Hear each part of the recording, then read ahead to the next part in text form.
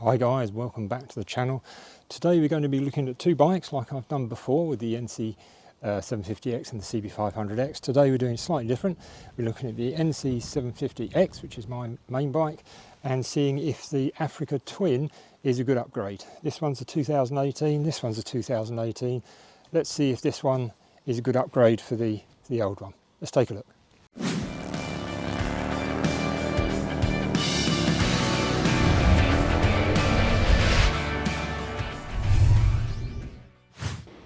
Okay, today we're going to be looking at the NC750X and the Africa Twin and seeing whether the Africa Twin is a good upgrade.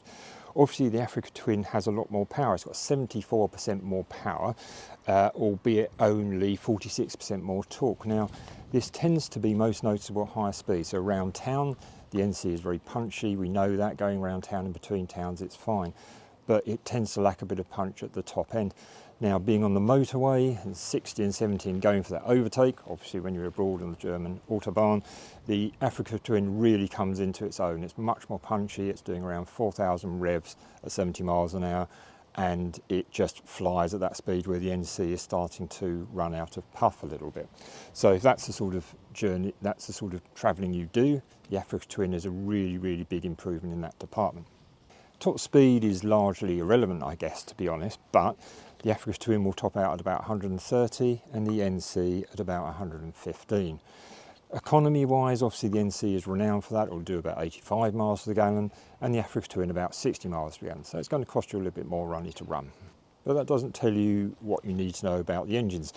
If you're used to the NC, you'll know that it lugs very well. It's more or less diesel-like in the way it will pull from tick over, but it does run out of puff at the top end, and that's mainly because it's an under square engine design, so the bore is smaller than the stroke.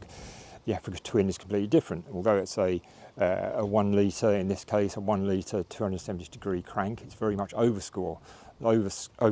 Sorry, the pistons are much bigger than the stroke, and that means it's a little bit fussy right at the bottom end of the revs, so it needs about 2,000 revs before it gets into its stride and will pull smoothly.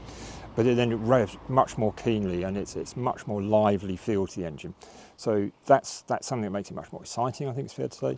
But if you like the low back nature of the NC, or the laid back nature of the NC engine, if you will, you might want to get a test ride on the Africa Twin, see if you like that slightly more exciting sort of power delivery. You might want something a bit more laid back. So worth getting a test ride to see if that works for you. Now weight is an interesting one. They weigh roughly the same. This NC is a DCT and the Africa Twin is a manual, but they weigh roughly the same, about 230, 240 kilos.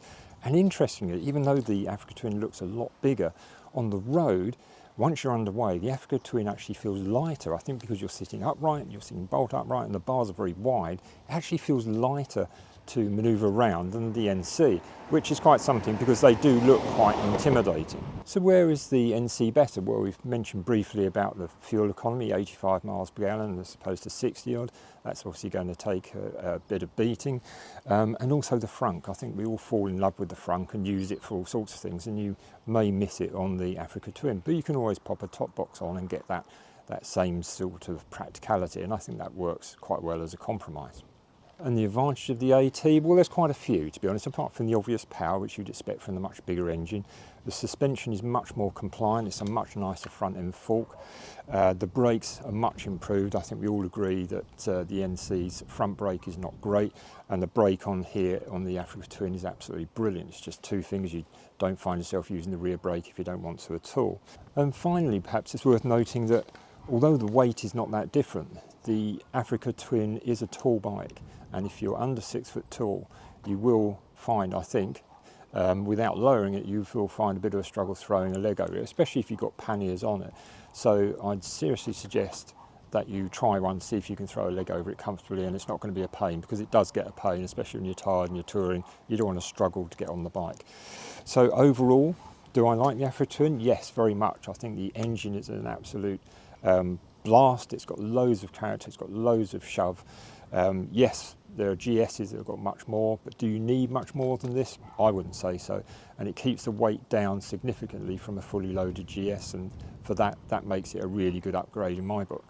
So I'm sure I've missed loads of things. If there's anything you want to ask about the two and how they compare, please leave it in the comments below. That would be much appreciated.